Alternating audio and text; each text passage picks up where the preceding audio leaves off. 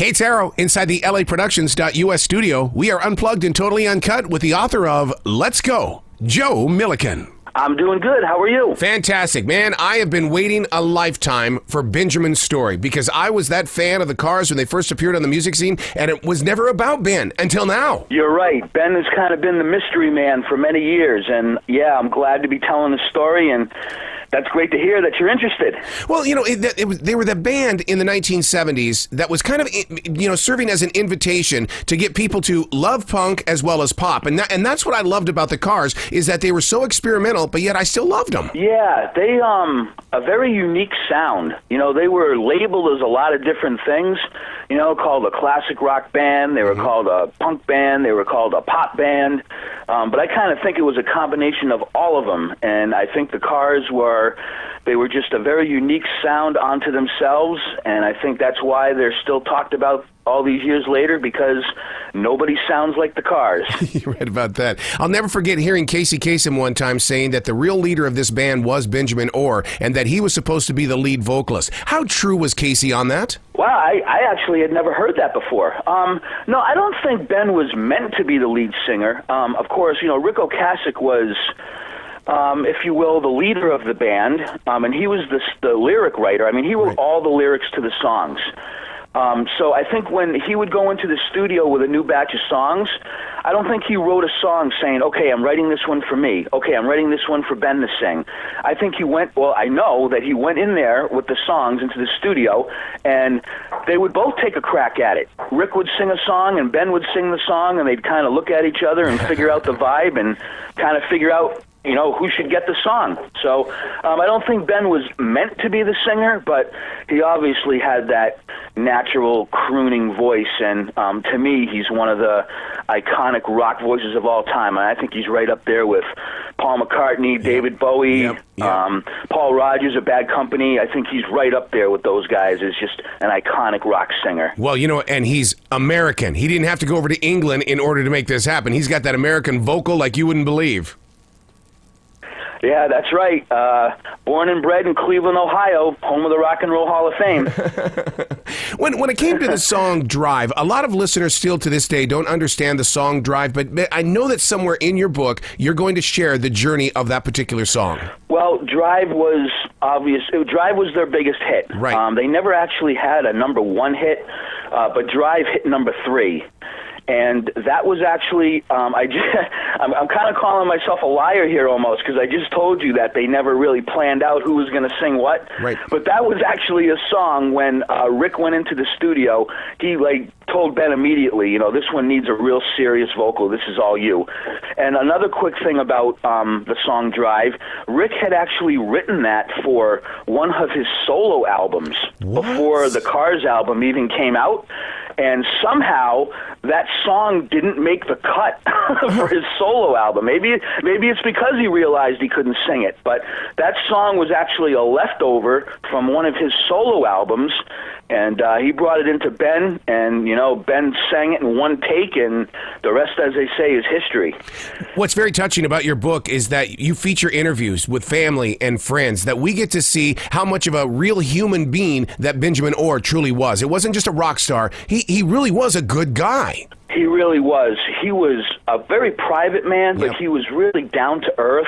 And I like to describe it as, you see this glamorous, good-looking rock star with the incredible voice on stage, but Ben actually flipped a switch to go on stage. He would flip a switch, go on stage, be a rock star for a few hours, entertain millions, and then he'd come off stage and he'd flip that switch back off, and he would become just a normal guy like me and you.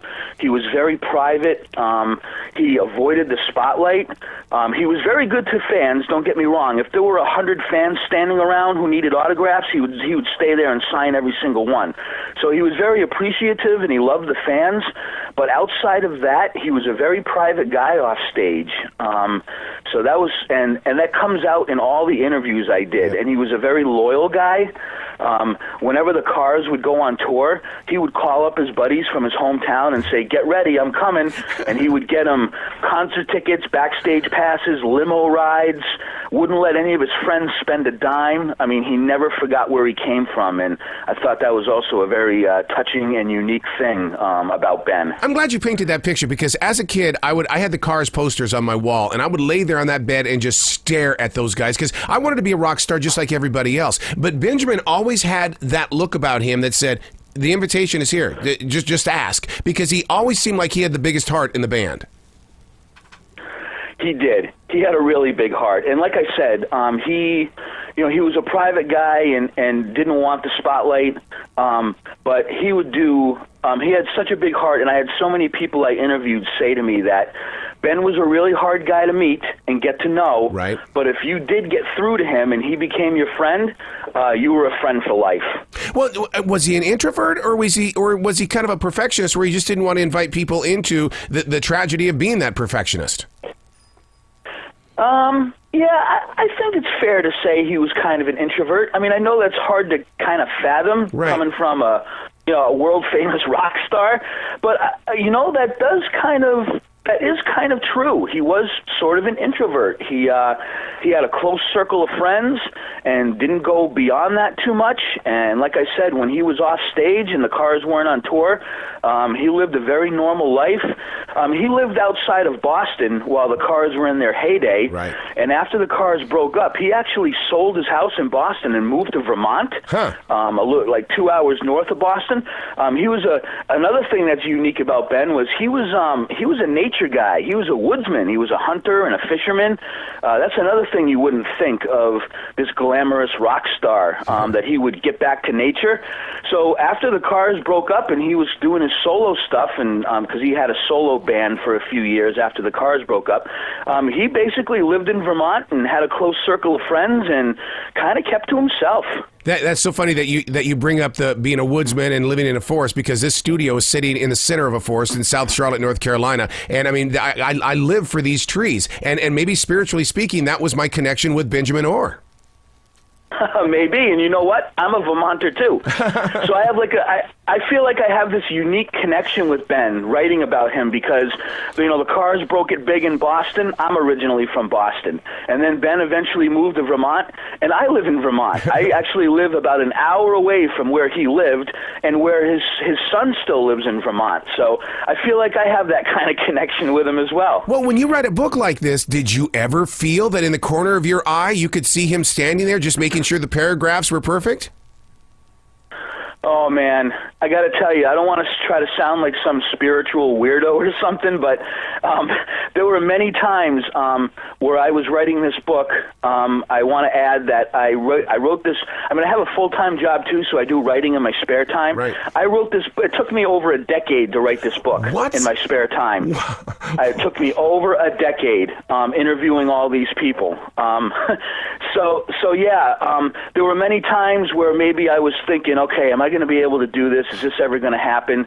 And I'd be driving around, and guess what? A Cars song would come on the radio, and there's Ben singing to me. So that would happen. That would happen now and again, that's for sure. I also think that even though I never got to meet Ben myself, right. I interviewed so many people that were so close to him that in a strange way, I do feel like I know him, or maybe not met him, but I just know so much about him now that in some weird way, I do feel like I knew him. Well, pretty interesting. With that knowledge right now, how would you think Ben would handle today's music industry with the way that the record companies have gone and that music is basically free form right now? Yeah, that's a tough one. I think that even if problems arose in that way, the way the music industry is now, I think Ben was just so dedicated to music. I mean, this is a guy who knew from the age of 12 what he wanted to do in life. I mean, he was in his first band at age 13. Love it. And that's all he ever did. It's all he ever wanted to do. He didn't have a backup plan. He actually quit high school when he was a sophomore in high school to become a professional musician. And I know that sounds like nowadays that would be a really weird thing to do, but back then I don't think it was quite as strange for somebody to leave high school. But his parents actually gave him their blessing. I mean, he didn't just say, I'm quitting and head out the door. His parents backed him. So I think that Ben was so into music, and it was so much a part of his life that I think he would have found a way to make music no matter how the industry was acting. Well, congratulations on your 10-year study here, and now the rest of the world can catch up to you, and this is going to open up the door for you to be able to create more stories about the Cars or other bands there, dude. Well, I really appreciate it. Yeah, it's been a long time coming, and it's been a labor of love. I'm hoping that, not just Cars fans want to get this book, but maybe rock fans and music fans in general will be able to get this book and learn more about Ben. And it's really an honor to be able to present his story to the world, because he really was not only an amazing musician, but just a wonderful person as well. Well, brilliant to you for doing this book, man. Come back to this show anytime in the future. The door's always going to be open for you. Oh, man, I would love to come back. And just to let everyone know, if you're interested in checking out the book, I created a website that people can go to and see photos and read a couple of little stories and that kind of thing. And it's really simple. It's just benorbook.com. So go check that out and see what you think.